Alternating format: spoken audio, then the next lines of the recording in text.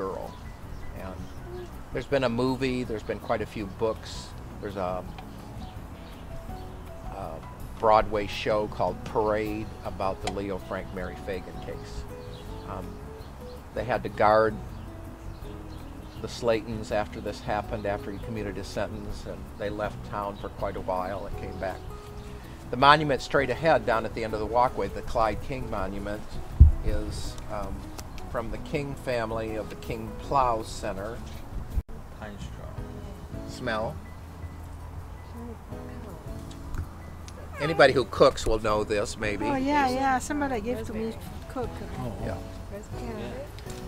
Yeah. Yes, it's rosemary. Oh, wow. Rosemary. Rosemary is a sign of remembrance. One of your test questions. Oh. Rosemary, remembrance. Okay? Okay. You'll see a lot of rosemary hedges here. A lot of people also adopt lots. If the cemetery doesn't take care of it, we have families that called adopt a lot. They just come, even though it's not their family, they'll come and take care of the lot and plant some things. We have some gardeners here who give ideas of the kind of plants that would work well. What you think? Kind of strong, huh? That's being used today for newcomers, or? Not for newcomers unless somebody sells a lot. Like if this space was empty here and any of the family was around, you know, if they didn't have any direct descendants, then they might, you know, if you could find them, they might contact and say, you know, yeah, we'll sell you a lot there. So all the land has been sold for over 100 years, all the lots, but they could be resold. In the 80s, they did a research. If they haven't heard from anybody in the family for 75 years, they could do a legal procedure where they post it in the paper, they try to find descendants to see if they're interested, and if they don't have any results, they could resell plots that were available. What about Maynard Jackson? Isn't he buried here? Yes, he was given a spot in what's called the North Park area, which is just an open area. Looks like we have a MARTA train that's going by.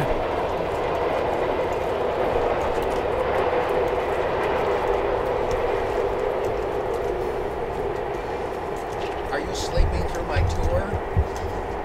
Obelisk, like the Washington Monument, sign of eternity, points to the heavens. This one is draped with ivy. Ivy is abiding memory. We have rosemary, which is what? Remembrance. Abiding memory. So obelisk, eternal, abiding memory to the Moore family.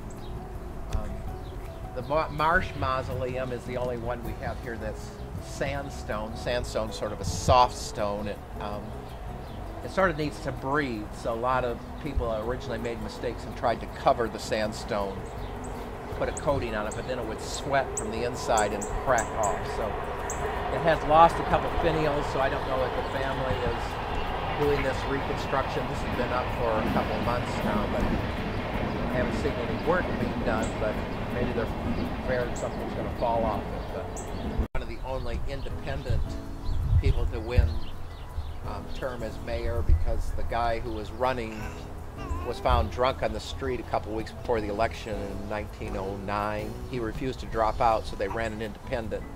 Robert Maddox, who was a banker, financier, sort of a society person. He brought the opera to Atlanta, entertained some of the Washington higher-ups like vice president and things. So he was our longest living mayor. He lived to be 95. He didn't die till the 60s, but he was served in office 1909 to 1911. Atlanta's house stood there, James Williams, and during the Civil War, 1861 to 1865, there was a Battle of Atlanta which happened in the summer of 1864, July through August. General Hood was severely injured and couldn't even sit on a horse.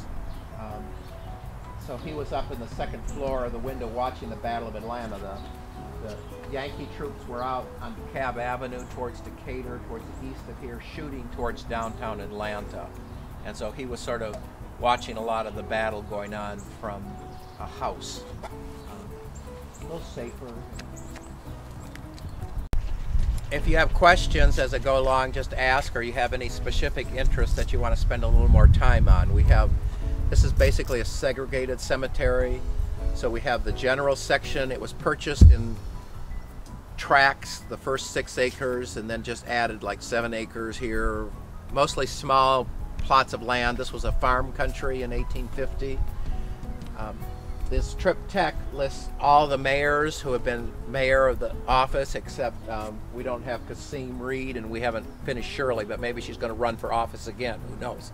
So on both sides list all the mayors. Moses Formwalt was our very first mayor. Very Victorian. It's got the half shell, sign of rebirth. The baby is asleep. See, the baby is very comfortable looking. Oftentimes, if somebody lost a baby for whatever reason, a lot of infections and things that we have vaccines for now, oftentimes a subsequent baby of the same sex would be named the same name.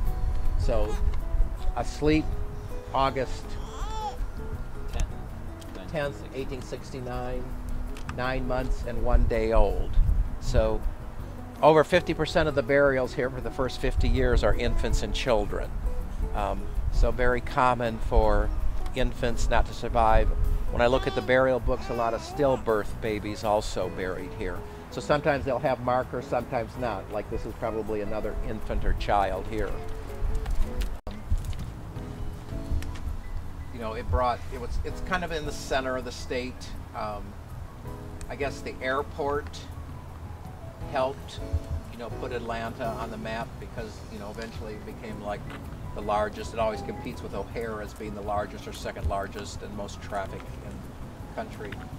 I mean, Delta Airlines was formed very early, back in early airports.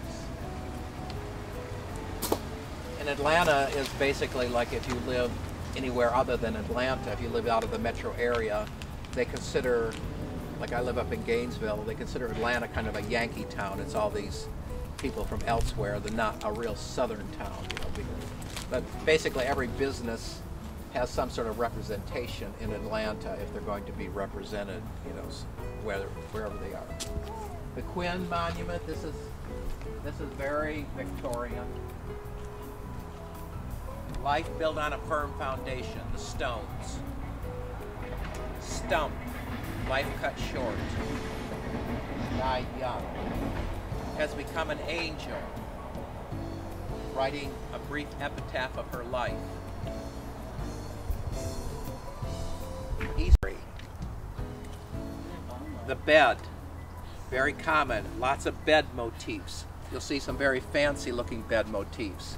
Here lies, asleep with Jesus. So you'll see a lot of this.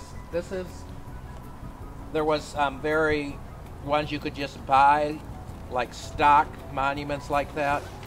Also, towards the other end of the cemetery, which we won't get to, is the Inman lot. It has a plot just about like this, Hugh and Louise. Hugh is Louise's is just about exactly like this one. Hugh has a little casket and a drape. He's lifting the mantle, he's lifting the mourning off his casket because he's ascending to heaven. But it's still got life built on a firm foundation. But these two were made from death masks of the kids. They were actually likenesses of the children. So they were sort of like custom statuary made. This is one of the original gas lights. From 1855, they had a contract. I can't remember how many the contract was for, but Atlanta was pretty rough in the 1840s. There was no plumbing, no central plumbing, the streets weren't paved, no sidewalks, and no basic utilities other than, so you had outhouses, you had kerosene lamps, so first gas lights. One of our mayors, James English, he was a mayor in the 1880s. He did most of the mayors were involved in infrastructure during the years having to do with transportation, water, paving, safety. So during his term in office, they paved many of the streets in Atlanta. He was involved in remodeling the water works to provide plumbing and water to the city. So just about every term, the mayor had to deal with a lot of these besides